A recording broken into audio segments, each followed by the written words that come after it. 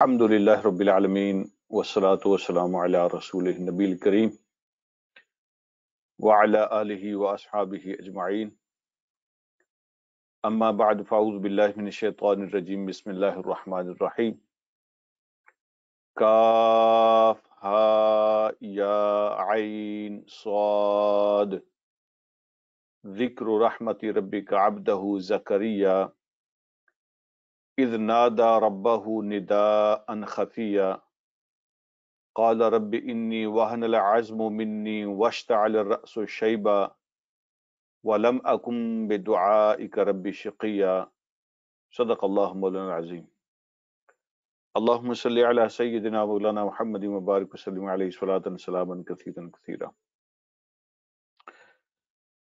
قابل احترام قابل عزت میرے بھائیوں، قابل احترام اسلامی مائیں اور بہنیں، السلام علیکم ورحمۃ اللہ وبرکاتہ. الحمدللہ آج ہم سورہ مریم کا آغاز کر رہے ہیں. یہ قرآن کی 19ویں بڑی سورت ہے. یہ بھی مکی سورت ہے اور حضور علیہ الصلوۃ والسلام کو نبوت کا اعلان کیے ہوئے تقریباً 5 سال سے زیادہ کا عرصہ ہو گیا تھا. اس سورت میں جو مضمون بیان ہوئے ہیں ان سے پہلے ذرا تھوڑی سی اس کی بیک گراؤنڈ سمجھ لیں.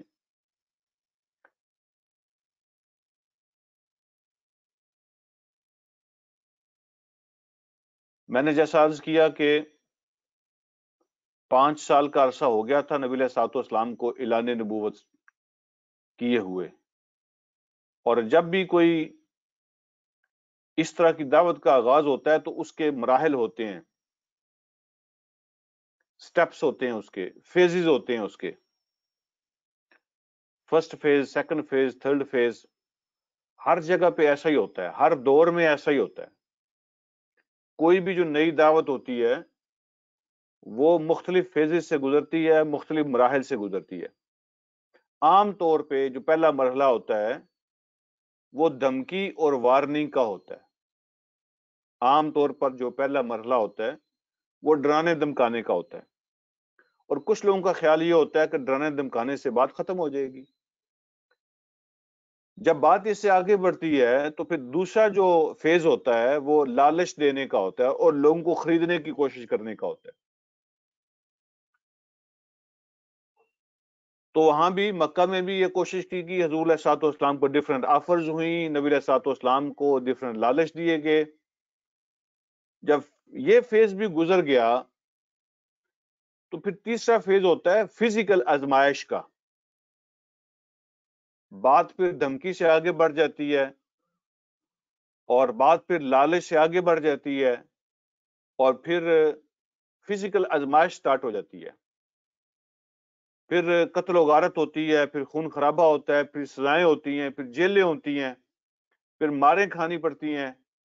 یہ جو جسمانی سزا کا اور جسمانی آزمائش کا دور ہوتا ہے یہ پھر تیسرا فیز ہوتا ہے. اور اس کے بعد اللہ رب العالمین معاملات کو کلیئر فرماتے ہیں، پتہ چل جاتا ہے کہ کون ساتھ ہیں اور کون ساتھ نہیں ہیں، اور اللہ ہمیشہ حق کا ساتھ دیتے ہیں، حق کو کامیابی ہوتی ہے. تو یہ ڈفرینٹ فیزز ہوتے ہیں ہر دعوت کے ہر دور کے اندر. تو حضور علیہ الصلوۃ والسلام کا یہ جو تیسرا دور کا آغاز ہو رہا ہے، یہ جو فزیکل آزمائش ہے اس کا آغاز ہو رہا ہے.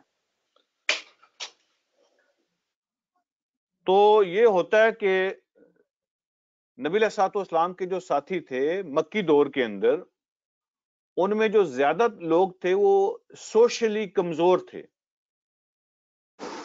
ان میں غریب صحابہ کی تعداد زیادہ تھی، ان میں غلام تھے جن کے پیچھے کوئی بڑا قبیلہ نہیں تھا، اور جن کا سوشل سٹیٹس جو ہے وہ اتنا سٹرانگ نہیں تھا. تو سوشلی کمزور لوگ تھے جو عام طور پہ نبی علیہ الصلوۃ والسلام کی دعوت کو قبول کر رہے تھے. یہ بھی ایک عجیب معجزہ ہے کہ جو لوگ معاشرے میں کمزور سمجھے جاتے ہیں وہ اس طرح کی بات کو پہلے قبول کرتے ہیں، جلدی قبول کرتے ہیں. بہرحال بہت سارے گھرانے ایسے تھے مکہ کے اندر کہ جو کسی نہ کسی طرح متاثر تھے، یعنی ہر گھر کے اندر کوئی نہ کوئی کسی کا بیٹا، کسی کا بھائی، کسی کا باپ، کسی کا اور عزیز، کسی کے گھر کی خواتین. تو سوشلی مکہ کے اندر ایک کوہرام مچا ہوا تھا. کوئی نہ کوئی گھر کسی نہ کسی اعتبار سے متاثر ہو رہا تھا اس دعوت سے. تو پہلے 5 سال کی دعوت جو ہے نا، اس کے جواب میں تقریباً آپ نوٹ فرما لیں کہ 150 لوگ مسلمان ہوئے تھے مکہ میں. کوئی 150 لوگ مور اور لیس.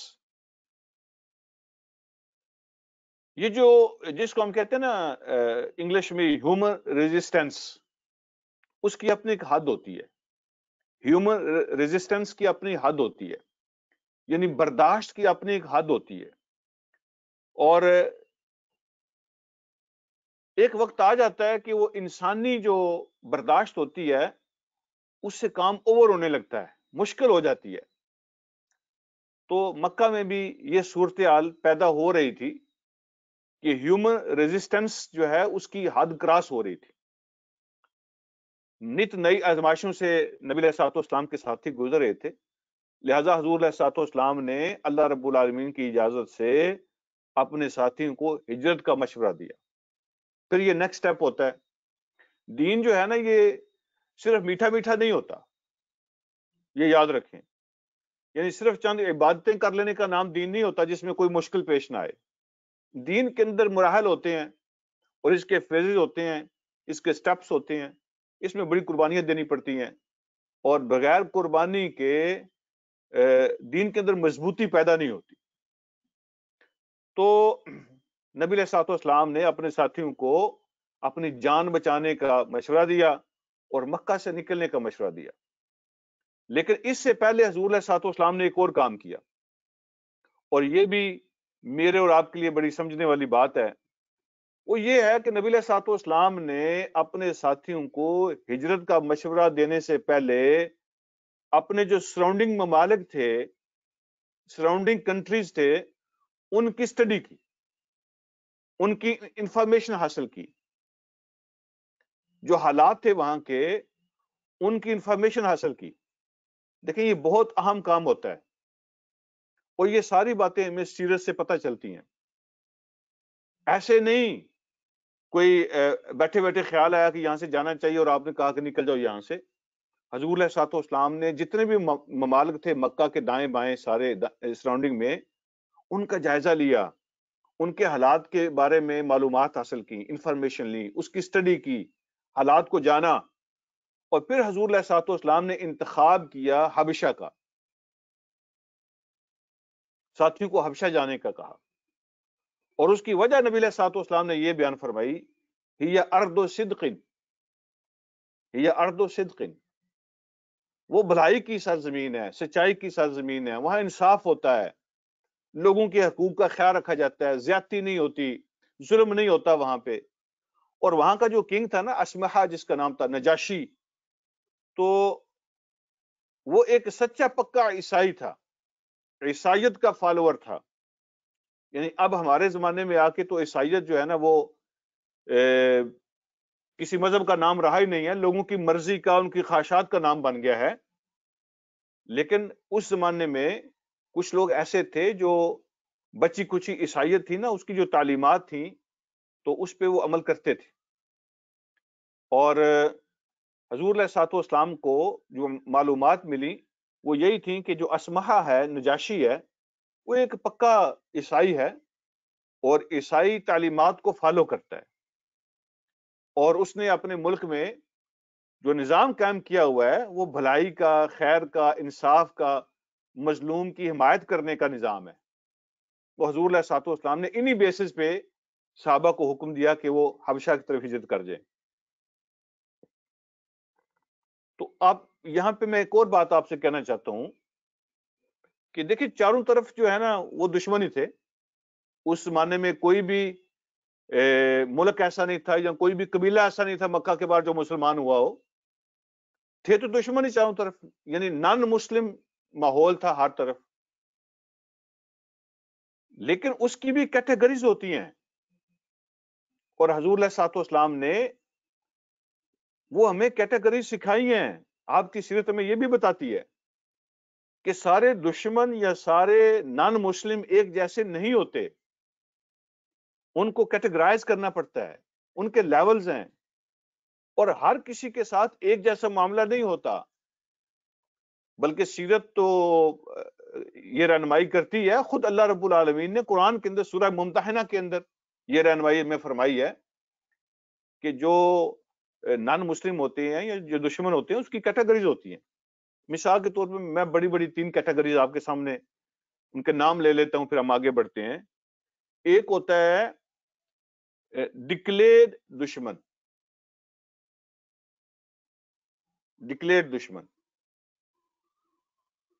کلیئر دشمن،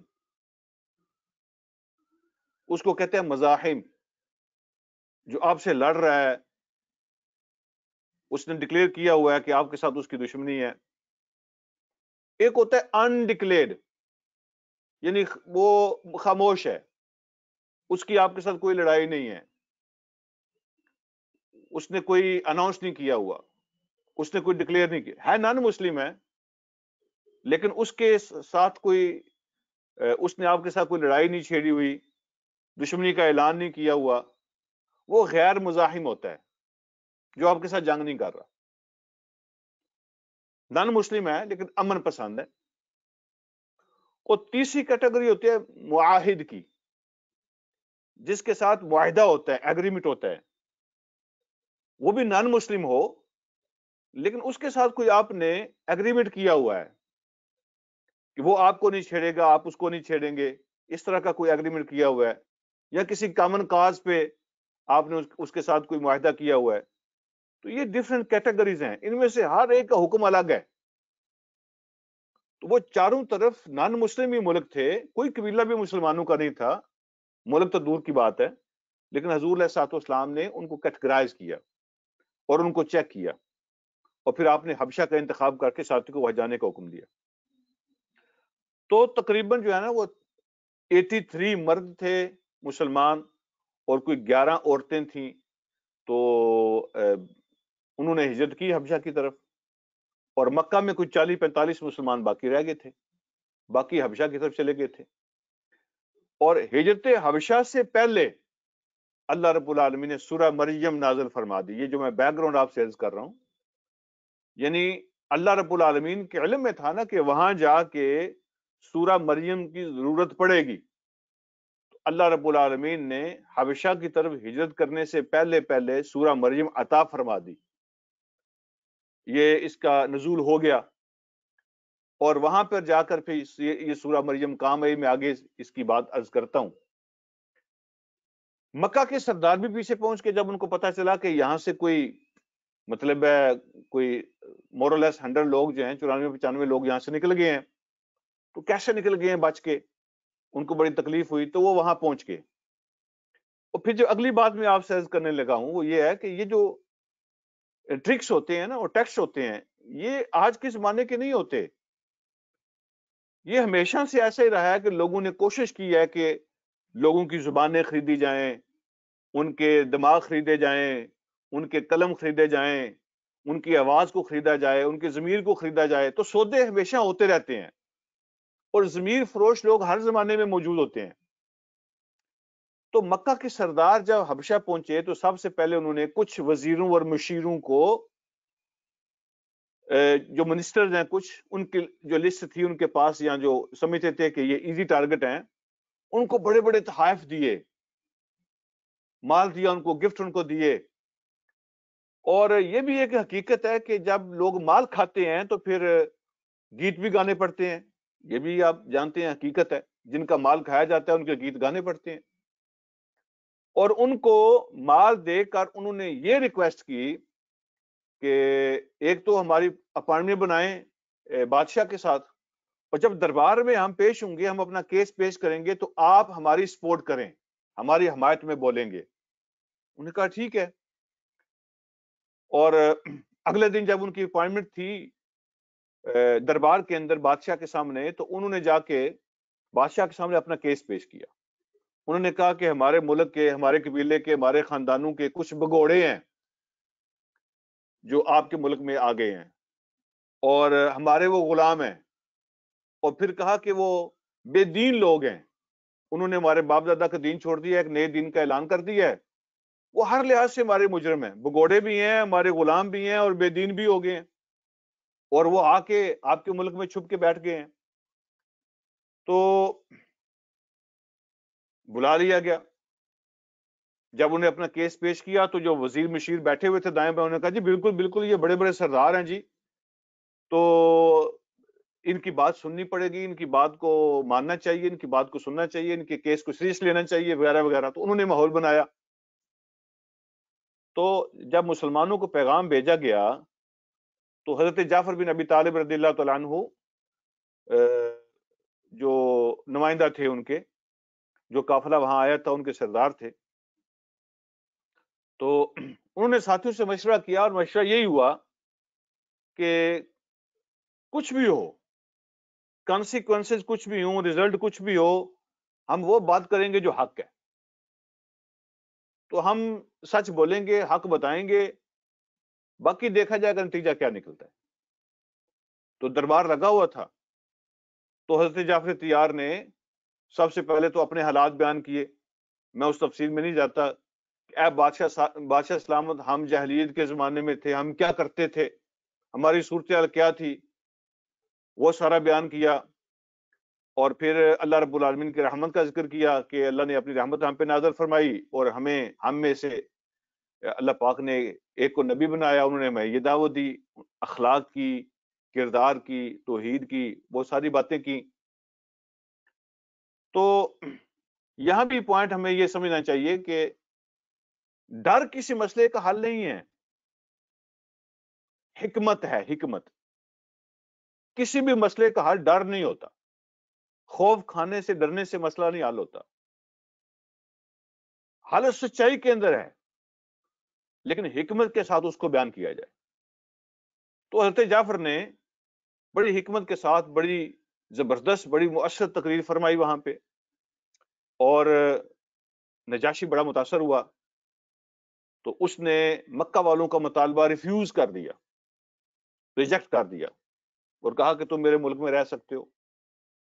تو پہلے دن دربار میں ناکامی ہوئی ان کو، انہوں نے دوسرے دن پھر ملاقات کی، اپوائنٹمنٹ لے لی اپنے جن کو تحفے تحائف دیے ہوئے تھے ان کے ذریعے سے۔ اب دوسرے دن انہوں نے مذہب کارڈ کھیلا، استعمال کیا، ریلیجس کارڈ استعمال کیا، چونکہ ان کو پتا تھا نا کہ یہ بڑا پکا عیسائی ہے، تو انہوں نے پھر پلان یہ کیا، اسٹریٹجی یہ بنائی کہ اب ہم مذہب کارڈ کھیلیں گے۔ تو دوسرے دن جب یہ گئے تو انہوں نے کہا کہ بادشاہ سلامت، اصل بات یہ ہے کہ یہ جو لوگ آپ کے ملک میں آئے ہوئے ہیں، یہ عیسیٰ علیہ السلام کے بھی دشمن ہیں اور عیسائیت کے بھی دشمن ہیں، نہ عیسیٰ کو مانتے ہیں نہ عیسائیت کو مانتے ہیں، لہٰذا یہ ہم دونوں کے مشترکہ دشمن ہیں۔ اور انہوں نے پرووک کرنے کی کوشش کی بادشاہ کو، تاکہ وہ ہمارے حق میں فیصلہ کرے کہ یہ تو ڈکلیئر دشمن ہے جی، عیسیٰ علیہ السلام کے بھی اور عیسائیت کے بھی۔ دوبارہ ان کو بلا لیا گیا، اور اب پھر حضرت جعفر نے ساتھیوں سے مشورہ کر کے کہا کہ جو بھی ہو ہم بات سچ کریں گے۔ اور جب وہ دربار میں آئے تو اسمہا نے پوچھا نجاشی نے کہ عیسیٰ علیہ السلام کے بارے میں تم کیا کہتے ہو؟ تو حضرت جعفر نے سورہ مریم کی تلاوت کی وہاں پہ۔ تو تلاوت سن کر نجاشی رویا، بڑا متاثر ہوا، اس کے دل پہ بڑا اثر ہوا، اور جب حضرت جعفر نے تلاوت ختم کی تو اس نے زمین سے تنکا اٹھایا اور تنکا اٹھا کے کہا کہ رب کی قسم ہے کہ جو حقیقت آپ نے بیان کی ہے عیسیٰ کے بارے میں، ایک تنکے کے برابر بھی فرق نہیں چھوڑا، نہ ادھر نہ ادھر، اس تنکے کے برابر بھی کوئی فرق نہیں ہے، آپ نے جو کچھ بیان کیا سچ بیان کیا۔ لہذا اس نے اعلان کر دیا کہ یہ لوگ میرے مہمان ہیں اور یہاں عزت سے، حفاظت سے رہیں گے، کوئی ان کو چھیڑ نہیں سکتا، اور مکہ کا جو ڈیلیگیشن گیا ہوا تھا اس کو ناکام و نامراد واپس لوٹنا پڑا۔ تو یہ سورہ مریم کا تھوڑا سا بیک گراؤنڈ ہے جو میں نے آپ سے عرض کیا ہے۔ اب اس کی روشنی میں اس صورت کو ہم پڑھیں گے، اس میں حضرت عیسیٰ، حضرت مریم، عیسائیت، توحید، یہ ساری باتیں آ رہی ہیں، لیکن اس کا آغاز ایک اور سٹوری سے کیا اللہ رب العالمین نے، کہ یہ جو کمزوریاں ہوتی ہیں نا، یہ جو کسی بھی کس لیول پہ جو کمزوریاں ہوتی ہیں، یہ کمزوریاں تمہاری ہو سکتی ہیں، تمہارے اندر کوئی کمزوری ہو سکتی ہے، کردار کی، اخلاق کی، طاقت کی، قوت کی، وسائل کی، یہ جو کمزوریاں تمہاری ہو سکتی ہیں، لیکن اللہ رب العالمین کے لیے ایسی کوئی کمزوری نہیں ہوتی۔ اللہ رب العالمین اسباب کا محتاج نہیں ہے، وہ راستے پیدا کر دیتا ہے، وہ کام کر لیتا ہے جو اس کی اسکیم کے مطابق ہوتے ہیں، اس کو کوئی کمزوری لاحق نہیں ہوتی اور اس کو اسباب نہیں چاہیے ہوتے۔ تو یہ پہلی جو سٹوری ہے، اللہ رب العالمین اس میں یہ سبق دیا ہمیں، اور یہ جو واقعات ہیں یہ پہلی کتابوں میں بھی ہیں، لیکن فرق صرف یہ ہے کہ کچھ لوگ بھول گئے اور زیادہ تر کو انہوں نے تبدیل کر دیا، اس میں بہت ساری چیزیں اپنی طرف سے ایڈ کر دی، شامل کر دی، اور ان واقعات کا نقشہ ہی بدل دیا، حلیہ ہی چینج کر دیا۔ اس سے کچھ سیکھنے کی بجائے بندہ الٹا گمراہ ہوتا ہے، اشکوک و شبہات پیدا ہوتے ہیں۔ تو اللہ رب العالمین نے اپنی کتاب کے اندر ٹرو اور سچی جو کہانی ہیں اور واقعات ہیں اس طرح پیش کیے ہیں تاکہ جو پہلی کتابوں کے اندر لوگوں نے چیزیں مکس کی ہیں وہ بھی صاف ہو جائیں، اور جو اللہ رب العالمین اس میں سبق دینا چاہتے ہیں وہ بھی درست طریقے سے لوگ حاصل کر سکیں۔ تو اب اس کو ذہن میں رکھتے ہوئے ہم سورت کا آغاز کرتے ہیں۔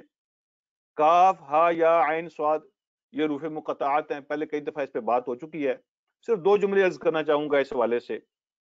ایک تو اوپینین یہ ہے لوگوں کا کہ یہ جو حروف مقطعات ہیں ان کے میننگز کو اللہ کے علاوہ کوئی نہیں جانتا، بات ختم۔ پھر سوال پیدا ہوتا ہے کہ اگر اللہ کے علاوہ کوئی جانتا نہیں ہے تو اللہ نے یہاں ان کو نقل کیوں کیا ہے قرآن کے اندر؟ تو یہ تو پھر یعنی ایک چیز ایسی ہے جو صرف رب ہی جانتا ہے، تو پھر ان کو یہاں بیان کرنے کا مقصد کیا ہے؟ تو جو مقصد ہے اس کے بارے میں دو اوپینین ہیں، کیوں بیان ہوئے۔ ایک اوپینین یہ ہے کہ یہ جو حروف مقطعات ہیں یہ عرب معاشرے میں یہ رواج تھا کہ وہ الفاظ کو شارٹ کر کے پیش کیا کرتے تھے، شارٹ لکھتے تھے۔ جیسے آج کل آپ انگلش لکھتے ہیں جب میسج بھیجتے ہیں تو بہت ساری چیزیں ایسی ہیں کہ آپ نے شارٹ کر دی ہیں کیونکہ وہ انڈرسٹوڈ ہوتی ہیں، کلچر بن گیا، لوگ جانتے ہیں۔ تو مثال کے طور پہ آپ جو ہے نا کسی کو لکھنا ہو کہ to be honest with you, تو لوگ اس کا شارٹ لکھ دیتے ہیں، ٹی بی ایچ ڈبلیو، اس طرح کر کے شارٹ لکھ دیتے ہیں۔ اور جو یا پھر اگر آپ نے لکھنا ہو نا فار یور انفارمیشن تو لکھتے ہیں ایف وائی آئی، ٹھیک ہے، تو پتہ ہوتا ہے کہ اس کا مطلب کیا ہے۔ یا پھر جو سپیلنگ ہوتے ہیں انگلش کے تو وہ لوگ پورے نہیں لکھتے، اس کو شارٹ کر لیتے ہیں۔ مثلا اگر بیفور لکھنا ہو تو پورے سپیلنگ سے B E F O R E, اتنا لمبا لوگ لکھتے نہیں، بی ڈال کے آگے فور ڈال دیتے ہیں، بیفور ہو جاتا ہے۔ تو یہ ہر زمانے میں کچھ کلچر ہوتا ہے، کچھ رسم الخط بن جاتے ہیں اور لوگوں کو پتہ ہوتا ہے کہ اس کا کیا مطلب ہے۔ تو ایسے ہی عرب کے اندر بھی کلچر تھا کہ وہ الفاظ کو شارٹ کر کے لکھتے تھے۔ تو یہ اللہ رب العالمین نے انہی کے سٹائل میں جو عرب کے اندر کلچر تھا اسی سٹائل کو بعض صورتوں کے شروع میں اختیار فرمایا ہے کہ یہ تمہاری زبان ہے، تمہارا ہی سٹائل ہے، تمہارا ہی لہجہ ہے، اور یہ جو حروف مقطعات ہیں یہ اللہ رب العالمین کے جو نام ہے نا، اسماء اللہ الحسنہ جو ہیں، تو ان میں سے کسی کا یہ اس میں سے شارٹ جو ہے نا وہ حروف لے لیے گئے ہیں ان میں سے۔ تو ایک ورژن یہ ہے، ایک اوپینین یہ ہے۔ دوسرا اوپینین یہ ہے کہ یہ کیوں آئے ہیں یہ حروف مقطعات؟ وہ کہتے ہیں کہ اللہ رب العالمین نے چیلنج جو کیا ہے لوگوں کو کہ اگر یہ کتاب انسانوں کی بنائی ہوئی ہے تو یہ تمہارے حروف ہیں جن کے ساتھ مل کے یہ کتاب بنی ہے، تو اگر تم سمجھتے ہو کہ انسان بنا سکتے ہیں تو پھر چیلنج ہے کہ تم بھی اس طرح کی کلام بنا کے پیش کرو۔ اللہ رب العالمین نے حروف مقطعات جو ہے نا ریفرنس کے طور پہ پیش کیے ہیں، کاف ہا یا عین صاد الف لام میم ہا میم، یہ تمہارے حروف ہیں، یہ تمہارے الفابیٹس ہیں، تو تم بھی ان کو استعمال کرو اور چیلنج ہے بنا کے لاؤ اس طرح کا کلام جس کو چیلنج نہیں کیا جا سکتا، جس کو ریفیوز نہیں کیا جا سکتا، جس کی سچائی کو جھٹلایا نہیں جا سکتا، اس طرح کا کوئی کلام لے کے آؤ۔ اس کے بعد اللہ رب العالمین نے جو واقعہ ہے اس کا ذکر کیا ہے، ذکر رحمت ربی کا عبدہ زکریا، یہ تذکرہ ہے تیرے رب کی رحمت کا جو اس نے اپنے بندے زکریا پر کی تھی۔ یہ ذکر ہے تیرے رب کی رحمت کا جو اس نے اپنے بندے زکریا پہ کی تھی۔ کیا ہوا تھا؟ اذ نادا ربہ ندان خفیہ، جب اس نے پکارا تھا اپنے رب کو چپ کے، نداءن آواز لگانا، خفین خفیہ، جب اس نے آواز لگائی تھی اپنے رب کو خفیہ آواز، چپ کے دبی آواز میں اس نے اپنے رب کو پکارا تھا۔ کیا کہا تھا؟ قال رب انی وہن العظم منی، کہا اے میرے رب میری ہڈیاں جو ہے نا وہ کمزور ہو گئی ہیں، میری ہڈیاں بھی کمزور ہو گئی ہیں۔ یعنی ایک ہوتا ہے باہر کا جسم جو ہے نا وہ بوڑھا ہو جائے، میرے تو اندر باہر ہر چیز بوڑھی ہو گئی ہے، میری تو ہڈیاں بھی کمزور ہو گئی ہیں۔ واشتعل الرأس شیبا، اور میرے تو سر جو ہے نا، سر پر بڑھاپا جو ہے نا وہ نظر آ رہا ہے۔ واشتعل یہ اشتعال سے بنا ہوا لفظ، اشتعال جس طرح ہم اردو میں استعمال کرتے ہیں، بڑک اٹھنا، سامنے آ جانا۔ تو میرا تو سر بھی بڑھاپے سے بڑک اٹھا ہے، یعنی بال سارے سفید ہو گئے ہیں، تو اندر باہر سارا کچھ جو ہے نا وہ اندر بھی ہڈیاں کمزور ہو گئی ہیں، باہر بھی ہر چیز سفید ہو گئی ہے، تو اندر بھی بڑھاپا ہے، باہر بھی بڑھاپا ہے، لیکن کمزوری تو ہے۔ وَلَمْ أَكُنْ بِدُعَائِكَ رَبِّ شَقِيًّا، لیکن اے میرے رب آپ سے دعا کر کے میں کبھی بھی نامراد نہیں رہا، مایوس نہیں رہا، ناکام نہیں ہوا، محروم نہیں ہوا۔ شقیان کا معنی محروم۔ لیکن اے میرے رب میں آپ سے دعا کر کے کبھی بھی مجھے محرومی نہیں ہوئی۔ یہاں تک جو سبق ہم نے پڑھ لیا ہے تو اس میں 3 مین پوائنٹس ہیں جو دعا کے آداب ہیں وہ بیان ہوئے، آپ ان کو نوٹ فرما لیں۔ جس دعا کے اندر بھی مفسرین کہتے ہیں یہ 3 پوائنٹ ہوتے ہیں تو وہ دعا قبول ہو جاتی ہے، وہ اللہ کی رحمت کو کھینچ لیتی ہے۔ یعنی جو اجتماعی دعا ہے اس کا طریقہ اور ہو سکتا ہے، لیکن جو دعا کی اصلیت ہے، جو اصل ہے دعا ایکچولی وہ کیا ہوتی ہے؟ تو ایکچولی جو دعا ہوتی ہے اس کے اندر یہ 3 چیزیں ہوتی ہیں۔ نمبر 1، قرآن کے الفاظ دیکھیں، اس نادا ربہ ندان خفیہ، پہلا ادب، انہوں نے اپنے رب کو پکارا چپ کے خفیہ۔ تو پہلا ادب دعا کا یہ ہے کہ دعا اللہ رب العالمین کے حضور خفیہ طریقے سے مانگی جائے، چپ کے مانگی جائے، تنہائی میں مانگی جائے، جب آپ اور آپ کا رب ہوں، تو وہ ہوتا ہے اصل دعا کا طریقہ۔ اس وقت نکلتی ہے اصل دعا جب کوئی اور نہیں ہوتا وہاں پہ۔ یعنی دعا کا کانسیپٹ کیا ہے؟ دعا کا کانسیپٹ یہ ہے کہ آپ اپنی پرابلم شیئر کریں اپنے مالک کے ساتھ، آپ اپنے ایشوز کے ساتھ شیئر کریں، آپ اپنے مسئلے اس سے مانگیں، ٹھیک ہے، اپنے دکھ اس کے ساتھ شیئر کریں، اپنی کمزوریاں اس کے ساتھ شیئر کریں، اپنی شارٹ کمنگز، اپنے گناہ اس کے ساتھ آپ نے شیئر کر کے اس سے معافی مانگیں۔ تو یہ بندہ بہتر انداز میں کب کر سکتا ہے؟ جب آپ ہوں اور آپ کا رب ہو، سننے والا کوئی نہ ہو۔ تو اس میں نہ تو دکھاوا ہوتا ہے اور نہ کوئی شرمندگی ہوتی ہے، تو یہ دونوں چیزیں نہیں ہوتی۔ تو دعا کا پہلا ادب بیان کیا کہ دعا خفیہ ہونی چاہیے اور آپ کے رب کے درمیان ہونی چاہیے، تو دعا کے اندر اثر پیدا ہو جاتا ہے۔ یہ پہلا ادب بیان کیا۔ مانگنے کا سب سے بہترین طریقہ یہی ہے، تنہائی میں چھپ کے۔ دوسرا ادب دعا کا یہ بیان کیا ہے کہ انہوں نے کہا کہ اے میرے رب میری ہڈیاں کمزور، میرے بال سفید، جسم کمزور، اندر باہر ہر چیز بڑھاپا چھا گیا ہے۔ تو اس میں ادب یہ بیان ہوا ہے کہ جب آپ دعا مانگیں تو اپنی کمزوریوں کا اظہار کریں، اپنے آپ کو عاجز بنا کے پیش کریں، کمزور بنا کے، اپنی غلطیاں پہلے مان لیں، اپنی کمزوریاں پہلے مان لیں۔ تو یہ دعا کا دوسرا ادب ہے.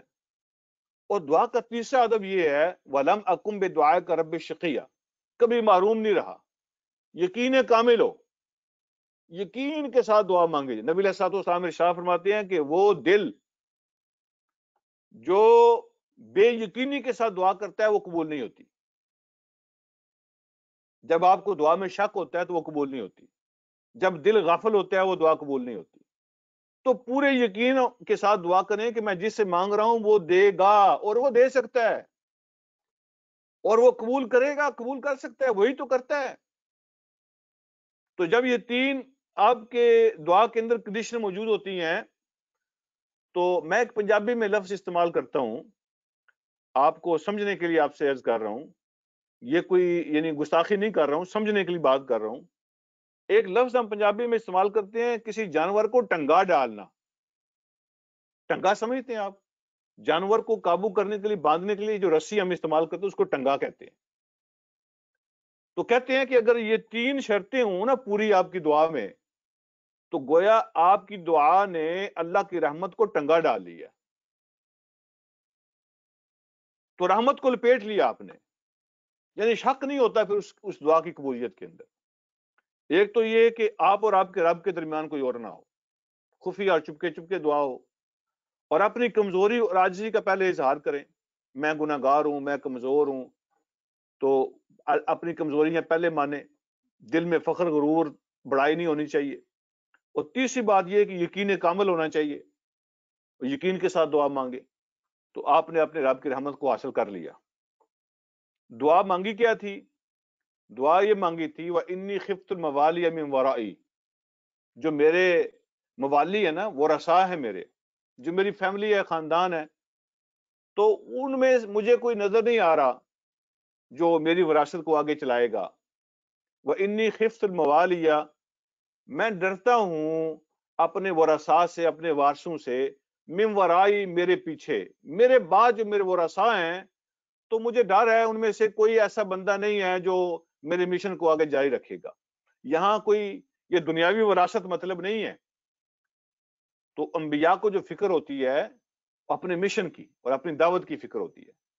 تو میری دعوت کو آگے چلانے والا مجھے کوئی نظر نہیں آ رہا میرے ورثاء میں، میرے خاندان میں، تو مجھے یہ خطرہ ہے، مجھے یہ ڈر ہے، یہ تکلیف ہے میرے دل میں. وَكَانَتِ امْرَأَتِي عَاقِرًا، میری بیوی تو بانج ہے. آخرن کا معنی ہوتا ہے بیرن، بانج، یعنی اب تو وہ بھی بوڑھی ہے. جب وہ جوان تھی تو اس وقت بھی وہ بانج تھی، بچے پیدا کرنے کے قابل نہیں تھی. جوانی میں بھی وہ بچے پیدا نہیں کر سکی. اب تو وہ بوڑھی ہو گئی ہے، یعنی چانس ہی ختم ہو گیا ہے. لیکن پھر بھی کہا فَحَبْ لِي مِن لَدُنْكَ وَلِيًّا، تو اے اللہ اپنی طرف سے مجھے وارث عطا فرما، اپنی طرف سے مجھے وارث. میں مایوس نہیں ہوں، حالانکہ بظاہر کوئی اسباب نہیں ہے. میں بوڑھا اندر باہر سے، بیوی جوانی میں بھی بانج تھی، اب تو بوڑھی ہو گئی ہے، تو کوئی چانس نظر نہیں آتے بظاہر. لیکن میں پھر بھی مایوس نہیں ہوں اور آپ سے درخواست کرتا ہوں کہ مجھے وارث عطا فرما. یارثنی و یارث من آل یعقوب، جو میرا بھی وارث بنے گا اور یعقوب علیہ الصلوۃ والسلام سے جو وراثت چلی آ رہی ہے آل یعقوب کی، تو اس کو بھی سنبھالے. اور پھر عرض کیا کہ اللہ صرف بیٹا نہیں چاہیے، صرف وارث نہیں چاہیے، وارث بھی ایسا ہو وَاجْعَلْهُ رَبِّي رَضِيًّا، اور اے میرے اللہ اس کو ایسا بندہ بنا جو پسندیدہ بندہ ہو، آپ کو راضی کرنے والا، آپ کو خوش رکھنے والا، آپ جس پہ راضی ہوں اور وہ آپ کو راضی رکھے، وہ بندہ چاہیے، وہ وارث چاہیے. ایسا وارث جو آپ کو پسند ہو، آپ کی مرضی کو پورا کرنے والا ہو، تو ایسا بندہ چاہیے. یہ جو خیر اور بلائی اور دین کی جو دعا ہوتی ہے نا، وہ جلدی قبول ہوتی ہے. بندہ جب منہ کھولتا ہے نا اللہ کے سامنے، تو منہ کھولتے ہی بندہ دنیا مانگنے لگ جائے، دنیا کی چیزیں مانگنے لگ جائے، گاڑی، کار، بنگلہ، ڈگریاں، کوٹھیاں، پیسے، دولت، یہ چیزیں بندہ مانگنے لگ جائے، تو وہ تو اللہ اپنی حکمت کے مطابق ہی دیتے ہیں. جب اللہ پسند فرماتے ہیں قبول کر لیتے ہیں. لیکن جو خیر بھلائی اور دین کی دعا ہوتی ہے تو وہ تو اللہ کو خوش کرنے والی دعا ہوتی ہے، وہ اللہ رب العالمین قبول فرماتے ہیں. تو خیر بھلائی اور دین کی دعا پہلے مانگنی چاہیے، اور اسی میں ساری بھلائیاں ہیں، باقی جو اللہ نے دینا ہے وہ دینا ہی دینا ہے. تو اس دعا کے ریفرنس کے بعد پھر باقی چیزیں مانگنی چاہیے جس کی بندے کو ضرورت ہو. تو اللہ رب العالمین نے قبول فرمائی. اب درمیان میں کتنا عرصہ گزرا یہ قرآن نے بیان نہیں کیا، کتنے عرصہ وہ دعا مانگتے رہے یہ بھی پتہ نہیں ہے، لیکن بالآخر قبول ہو گئی. اللہ فرماتے ہیں یا زکریا انا نبشرک بغلام، اللہ رب العالمین نے وہی بھیجی اور آواز ایک، اے زکریا ہم آپ کو خوشخبری دیتے ہیں بیٹے کی خوشخبری دیتے ہیں. کیسا بیٹا ہوگا؟ اسمہ یحییٰ، اور اس کا نام بھی رکھ کے بھیجا، اس کا نام یحییٰ ہوگا. یعنی دیکھیں نا یہ کتنی آنر کی بات ہے کہ اللہ بیٹا بھی دے رہا ہے اور نام بھی خود اللہ رکھ کے بھیج رہا ہے، اللہ کا رکھا ہوا نام. سبحان اللہ.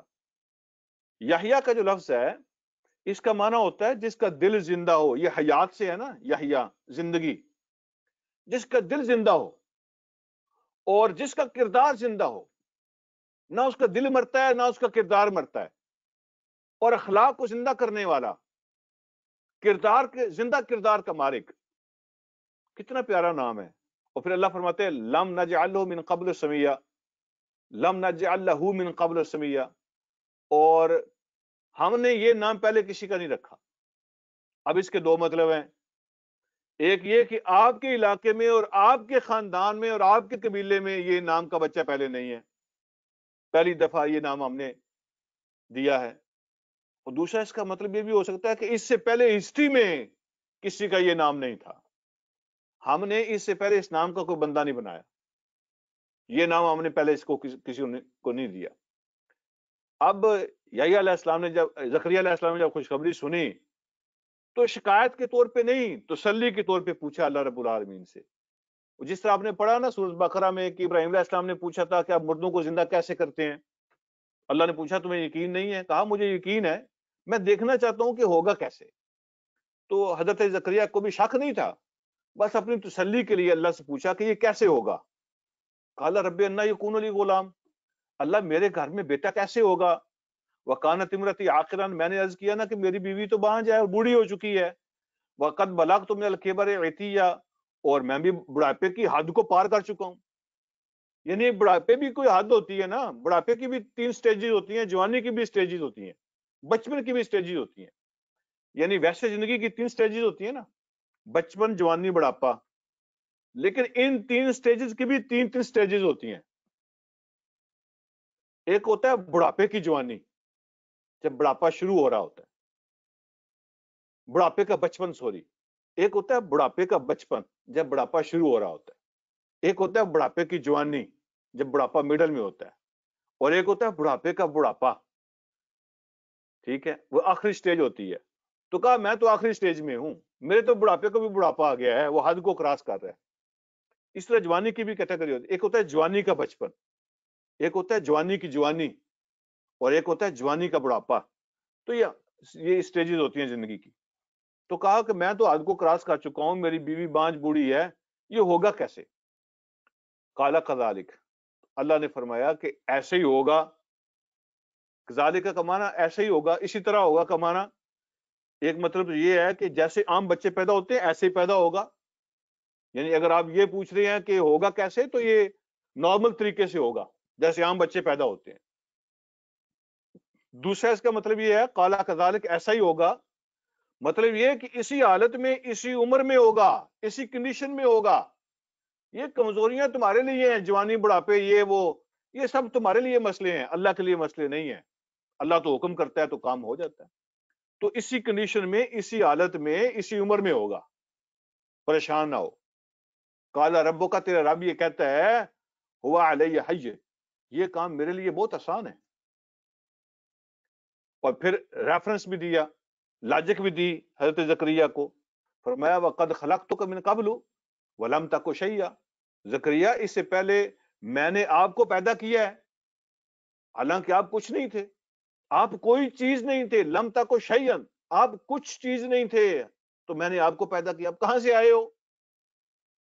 اگر تم کچھ بھی نہیں تھے تو ہم نے تمہیں بنا لیا، تو تیرے گھر میں بیٹا بھی دے سکتے ہیں.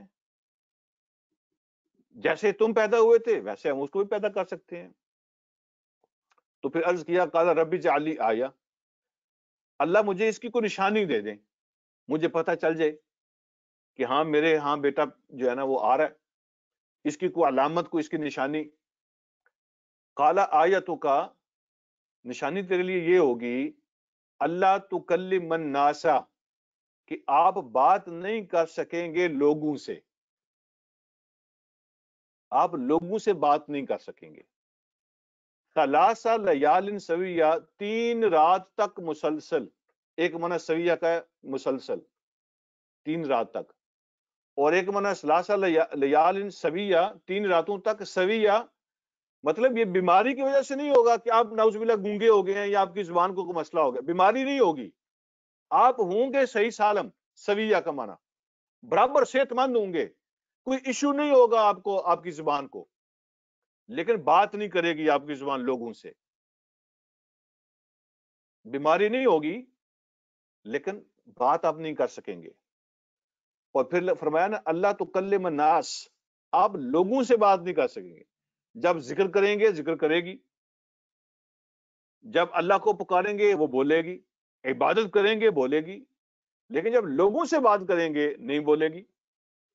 تو جب آپ کی زبان بند ہو جائے تو آپ سمجھ لینا کہ وہ نشانی زار ہوگی.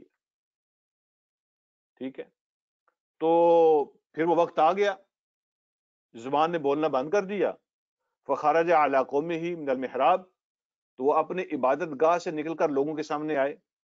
درس دیا کرتے تھے، واز کیا کرتے تھے، ہدایات دیا کرتے تھے، سمجھایا کرتے تھے باتوں کو. لوگ جمع ہوئے تھے تو روٹین کے مطابق نکلے باہر، تو لوگ انتظار میں تھے کہ کوئی ریمائنڈر مل جائے گا. تو باہر نکلے تو لوگ اکٹھے تھے. فاوحى الیہم، تو ان کی طرف اشارہ کیا، اشارے سے بات سمجھائی. تو بعض کا جو ہے نا وہ اشارے بھی بڑے کلیئر ہوتے ہیں اور بات سمجھ آ جاتی ہے. مثلا کوئی بندہ آپ سے پوچھے کہ آپ کدھر جا رہے ہیں اور آپ ایسے کانوں کو ہاتھ لگائیں ایسے، تو کیا مطلب ہوتا ہے؟ فوراً بندہ سمجھ جاتا ہے وہ نماز پڑھنے جا رہے ہیں. تو اگر آپ کسی کو آپ نے کہنا ہو کہ میرے لیے دعا کرنا، اور آپ منہ سے نہ بولیں تو ایسے اشارہ کر دیں کہ ذرا ہاتھ کے ساتھ، تو فوراً پتہ چل جاتا ہے کہ دعا کی درخواست کر رہے ہیں. تو بعض اشارے ایسے ہوتے ہیں کہ فوراً سمجھ آ جاتی ہے بات کی. تو وہ نکلے باہر تو لوگ کھڑے تھے. فاوحى الیہم، ان کو اشارہ کیا اور کہا کہ میری ہدایات کا انتظار نہ کرنا، میرے درس کا انتظار نہ کرنا اور میرے واز کا انتظار نہ کرنا. بس جو تمہیں سکھایا ہے نا 3 دن تک، وہ بس وہ اپنی روٹین کے مطابق کرتے رہو.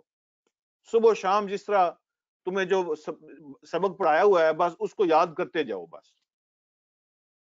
فاوحى الیہم، تو ان کو اشارے سے بتایا ان سبحوا بکرۃ وعشیہ، کہ صبح و شام اللہ کی تسبیح کرتے جاؤ، اللہ کی تسبیح کرو، اللہ کو یاد کرو، اپنی عبادت کرتے رہو جیسے تمہیں سکھایا ہوا ہے. بس 3 دن کے بعد بات کریں گے. تو اشارے سے ان کو بتا دیا. اب یہاں بات اللہ رب العالمین نے درمیان میں گیپ ہے، جو نیکسٹ ایپیسوڈ ہے وہ کئی سالوں کے بعد کی پھر اللہ نے آغاز کیا. اب یحییٰ پیدا ہو گئے، ٹھیک ہے، اور وہ اب جوان ہو گئے. تو درمیان میں اللہ رب العالمین نے اس کہانی کو چھوڑ کے تو جتنا بتانا تھا وہ بتا دیا. اب اگلی بات بتائی. اللہ فرماتے ہیں یا یحییٰ، تو پھر جب یحییٰ جوان ہوئے تو ہم نے ان سے کہا اے یحییٰ خذ الکتاب بقوہ، کتاب کو پکڑ لو قوت کے ساتھ، پوری مضبوطی کے ساتھ کتاب کو پکڑ لو. کیا مطلب ہے اس کا؟ دونوں ہاتھوں میں دبا کے سینے سے لگا کے ایسے دبا کے رکھو کتاب کو. یہ مطلب نہیں ہے اس کا کتاب کو دبا کے رکھو. اس کا مطلب یہ ہے کہ اے یحییٰ کتاب پر مضبوطی کے ساتھ عمل کرو، عمل میں کمزوری نہیں ہونی چاہیے. اور کتاب ان کی تورات تھی، تورات ہی ان کی کتاب تھی جو موسیٰ علیہ السلام سے چلی آ رہی تھی. تو عمل میں کمزوری نہ ہو، اسی میں کامیابی ہے. یحییٰ اب تیری ڈیوٹی یہ ہے کہ کتاب پر عمل کرنے میں کمزوری نہیں دکھانی، بس یہی کامیابی ہے. تو یہ اللہ نے حضرت یحییٰ کو حکم دیا خذ الکتاب بقوہ. یہی سبق ہمارے لیے بھی ہے، میرے لیے اور آپ کے لیے بھی، کہ عمل میں کمزوری نہ دکھاؤ. یہ کتاب کیوں ہے یہاں؟ کتاب کا پرپز کیا ہے؟ ہم سمجھتے ہیں برکت حاصل کرنا اس کا پرپز ہے، دم کرنا اس کا پرپز ہے، گھر میں ہوگی تو برکت ہوگی، تلاوت کریں گے تو جن بھاگ جائیں گے اور شیطان بھاگ جائیں گے اور ثواب ہوگا۔ تو اللہ فرماتے ہیں کتاب کا پرپز ہے کہ عمل میں کمزوری نہ ہو، جہاں کہیں بھی تمہارے عمل میں جھول پیدا ہوگی تو کتاب تمہاری رہنمائی کرے گی۔ اپنا رشتہ مضبوط رکھو اس کتاب کے ساتھ، جڑ جاؤ قوت کے ساتھ اس کتاب کے ساتھ، اور عمل میں کمزوری نہ دکھانا، بس کامیاب ہو جاؤ گے۔ اب اللہ رب العالمین نے حضرت یحییٰ پر جو احسانات کیے تھے، آپ ان کا بھی ایک تھوڑی سی جھلک دکھا دی آخری 2-3 لائنوں میں۔ اللہ فرماتے ہیں وَآتَيْنَاهُ الْحُكْمَ صَبِيًّا، بچپن سے ہی ہم نے یحییٰ کو دانائی عطا فرمائی تھی۔ حکم کا معنی ہوتا ہے فیصلہ کرنے کی طاقت، بات کی تہ تک پہنچنے کی، deep understanding of the matters, deep understanding of the matters. تو ہم نے یحییٰ کو بچپن سے ہی دانائی عطا فرمائی تھی۔ یہ اللہ رب العالمین کا خاص احسان ہوتا ہے۔ اور پھر فرمایا وَحَنَانًا مِن لَدُنَّا، اور ہم نے اپنی طرف سے ان کو ایک اور خوبی دی تھی، حنانن، وہ بڑے نرم دل تھے، شفیق، مہربان۔ تو یہ جو ہوتی ہے نا کردار کے اندر شفقت اور مہربانی، دل کی نرمی، شفقت، محبت، یہ اس کے اندر بڑی کاٹ ہوتی ہے، یہ بڑا مؤثر ہتھیار ہوتا ہے۔ یعنی وہ علامہ اقبال نے جو بات کی ہے نا کہ یقین محکم عمل پہ ہم، محبت فاتح عالم، محبت فاتح عالم، محبت سے انسان جہانوں کو فتح کر سکتا ہے، تلواروں سے نہیں، محبت سے بندہ جہانوں کو فتح کر سکتا ہے۔ یہ بہت بڑا ہتھیار ہے، یہ نرمی، شفقت، محبت۔ تو اللہ فرماتے ہیں وہ حنان من لدنا، ہم نے اس کو اپنی طرف سے شفقت اور نرمی عطا فرما رکھی تھی۔ اور پھر فرمایا وزکاتن، اور ہم نے ان کو پاکیزگی عطا کی تھی، کردار کی پاکیزگی۔ جب گفتگو کرتے تھے پاکیزہ گفتگو، معاملات کی پاکیزہ، بیہیویئر بڑا اچھا، کردار کی پاکیزہ، تو زبان کی نرمی، کردار کی پاکیزگی ہم نے ان کو عطا کر رکھی تھی۔ وَكَانَ تَقِيًّا، اور بہت پرہیزگار آدمی تھے، یعنی گناہوں سے نفرت، گناہوں سے نفرت، کردار کی پاکیزگی، زبان کی نرمی، یہ اسلحہ ہے جو ہم نے یحییٰ کو عطا کیا تھا۔ اور پھر اگلی بات فرمائی وَبَرًّا بِوَالِدَيْهِ، یہ ساری باتیں حاصل کرنی ہوں نا تو پھر اللہ نے اس کا ایک نسخہ بتایا، جو دل کی نرمی اور شفقت چاہتا ہے، جو پاکیزگی چاہتا ہے، جو تقوی چاہتا ہے، تو فرمایا وَبَرًّا بِوَالِدَيْهِ، وہ اپنے والدین کے بڑے تابع دار تھے۔ سبحان اللہ، اپنے ماں باپ کے تابع دار، تابع داری کرو۔ تو یہ دیکھیں نا اللہ رب العالمین نے ان کی چوتھی کوالٹی بیان کی ہے، حنانن، زکاتن، تقین، برن بوالدیہ، وہ والدین کے تابع دار۔ اور پھر فرمایا ولم یکن جبارن عاشیا، تو وہ نہیں تھا جبار، سرکش، عاشین، گناہگار، نافرمان، اور وہ سرکش نافرمان بھی نہیں تھے، ماں باپ کے تابع دار، اور ان کی طبیعت میں سرکشی اور نافرمانی نہیں تھی۔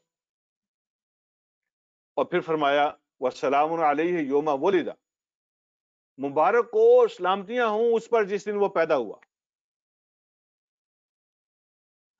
وہ سلامتیاں لے کر آیا تھا جب پیدا ہوا، وَيَوْمَ يَمُوتُ، اور سلامتیاں لے کر ہی اس دن جائے گا جس دن فوت ہوگا، دنیا سے جائے گا تو سلامتیاں لے کر جائے گا، اس کا آنا سلامتیاں، اس کا جانا سلامتی، وَيَوْمَ يُبْعَثُ حَيًّا، اور اس دن بھی سلامتیوں کے ساتھ اٹھے گا جس دن اللہ رب العالمین اس کو زندہ کر کے اٹھائیں گے۔ تو یہ جو الفاظ ہے نا وَسَلَامٌ عَلَيْهِ يَوْمَ وُلِدَ، تو کچھ لوگوں نے کہا کہ دیکھو جی اللہ رب العالمین نے خود قرآن میں برتھ ڈے کا ذکر کیا ہے، تو کیوں نہیں برتھ ڈے منانی چاہیے بھائی؟ اللہ تو خود کہتے ہیں سلام علیہ یوم ولد، جس دن پیدا ہوئے اس دن مبارکباد، تو مبارکباد دینی چاہیے، یہ تو خود قرآن میں موجود ہے، اللہ نے خود مبارک دی ہے یا کی پیدائش کی، تو منانا چاہیے۔ تو میں کہتا ہوں کہ بات یہاں رکی نہیں ہے، آئے تھوڑی آگے بھی پڑھ لیں تاکہ پوری بات سمجھ آ جائے۔ اللہ نے صرف پیدائش کا ذکر نہیں کیا، وَسَلَامٌ عَلَيْهِ يَوْمَ وُلِدَ وَيَوْمَ يَمُوتُ بھی فرمایا ہے۔ پھر صرف پیدائش نہیں سیلیبریٹ کرنی پڑے گی، ہمیں تو پھر موت بھی سیلیبریٹ کرنی پڑے گی۔ اللہ نے فرمایا کہ جس دن پیدا ہوئے اس دن بھی اسلام تھی، اور جس دن فوت ہوئے پھر فوت کی بھی منانی پڑے گی۔